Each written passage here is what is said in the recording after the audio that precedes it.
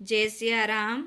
श्रीमद् वाल्मीकि रामायण बालकांड 24वां सर्ग। श्री राम का गंगा पार होना तथा ताड़का का वध।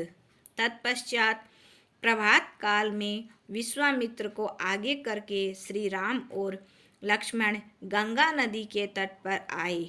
वहां मुनियों ने एक सुंदर नाव मंगवाकर विश्वामित्र जी से कहा, महर्षि इस नाव पर बैठ जाएं और मार्ग को निर्विघ्नता पूर्वक तय कीजिए। जब महर्षि राम लक्ष्मण के साथ गंगा पार करने लगे, अचानक गंगा के बीच धारा में आने पर दोनों राजकुमारों को दो जलों के टकराने की भारी आवाज सुनाई दी। विश्वामित्र से इसका कारण पूछने पर उन्होंने बताया, नरश्रेष्ठ, कैलाश पर्वत पर एक मानस सरोवर है जिसे ब्रह्मा जी ने अपने संकल्प से पैदा किया है। उससे सरयू नामक एक पवित्र नदी निकली है। उसी का जल गंगा जी में मिल रहा है। इन्हीं दोनों नदियों के जलों के संघर्ष से यह भारी आवाज हो रही है। राम, अब तुम तुरंत इस संगम के जल को प्रणाम करो। यह सुनकर दोनों भाइयों ने नदियों के जल को प्रणाम किया और किनारे उतरकर जल्दी जल्दी पैर बढ़ाते हुए आगे बढ़ने लगे।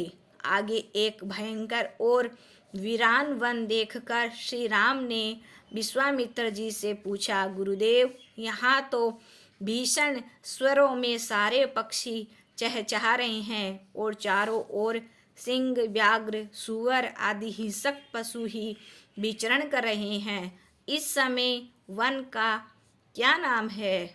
इस भयंकर वन का क्या नाम है? विश्वामित्र जी ने कहा, नरश्रेष्ठ, यहाँ पूर्व काल में धन धान्य से पूर्ण 2 जनपद बसे थे। एक समय देवराज इंद्र ने वृत्रासुर का वध किया और मल से लिप्त हो गए। तब देवताओं ने उन्हें गंगा जल के भरे हुए कलश से उन्हें नहलाया और उनके मल और कुरूप को छुड़ा दिया। फिर उस मल और कुरूप को इसी जनपद को दिया और यह स्थान लोक में मलद और कारूप नाम से विख्यात हुआ। फिर इंद्र के वर्ष से ये दोनों देश बड़े समृद्धिशाली हुए। कालांतर में यहाँ इच्छा अनुसार रूप धारण करने वाली एक यक्षिणी आई। उसका नाम ताड़का है। मारीच उसी का पुत्र है। यही राक्षसी इन दोनों जनपदों का विनाश करती रहती है।